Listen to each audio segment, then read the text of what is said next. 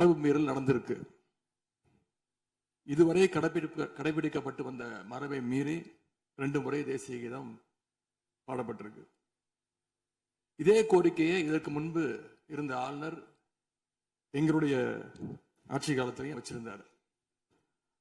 ஆனா எங்களுடைய தலைவர் அப்பொழுது மிக உறுதியாக இருந்து இந்த அவையுடைய இறையாண்மையை நாங்க பாதுகாத்திருக்கிறோம். பதவியேற்பு தான் ஆளுநர் மாளிகையில் நடந்துச்சு. அங்க அவர் கேட்டுக்கொண்டபடி தேசிய கீதம் வந்தே மாதரம் எல்லாம் பாடினாங்க. ஆனா இப்போ ஆளுநர் உரை மக்களால் தேர்ந்தெடுக்கப்பட்ட பிரதிநிதிகள், சட்டமன்ற உறுப்பினர்கள் நாம பணி செய்கின்ற இந்த சட்டமன்றத்துல தான் வாசிக்கப்பட்டிருக்கு. இது நம்மளோட டெரிட்டரி. இந்த நம்மளுடைய டெரிட்டரிய ஏன் ஆளுநர்கிட்ட கொடுக்கிற அளவுக்கு இங்க என்ன காம்ப்ரமைஸ் நடந்துச்சு அப்படின்னு மக்கள் கேட்க ஆரம்பிச்சிருக்காங்க. மாண்பு உறுப்பினர், ஆளுநர் உரையாற்ற வந்தபோது தமிழ்தாய் முதல்ல பாடப்பட வேண்டும் என்கின்ற இந்த அரசின் உறுதியான கொள்கையில் நாங்கள் நின்றோமா, இந்த அவை நின்றதா என்பதை நீங்கள் முதல்ல பார்க்க வேண்டும்.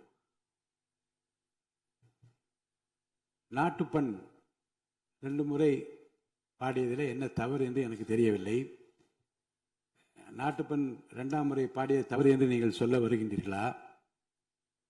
அப்படி தவறு என்றால் அது எந்த அடிப்படை தவறு என்று சொல்ல வருகிறீர்கள்? நமக்கு வேண்டியது நம்முடைய தாய்மொழிக்கு முக்கியத்துவம் தர வேண்டும், உறுதியாக நிற்க வேண்டும். இந்த அரசு எந்த சர்ச்சையும் ஏற்படுத்தாமல் நிதானமாக உறுதியாக தாய் தமிழ்தான் எங்களுக்கு அடிப்படை என்பதை வைத்து தமிழ்தாய் வாழ்த்தை பாட வைத்தார்களா இல்லையா? அந்த தமிழ்தாய் வாழ்த்தை பாட முடியாமல் வேறு விதமாக இந்த அவை திசை திருப்பப்பட்டு பல்வேறு பிரச்சனைகளுக்கெல்லாம் ஆளான காரணங்களை எல்லாம் 22ஆம் ஆண்டு பார்த்தோம், 23 பார்த்தோம், 24 பார்த்தோம், 25 பார்த்தோம், 26 பார்த்தோம்.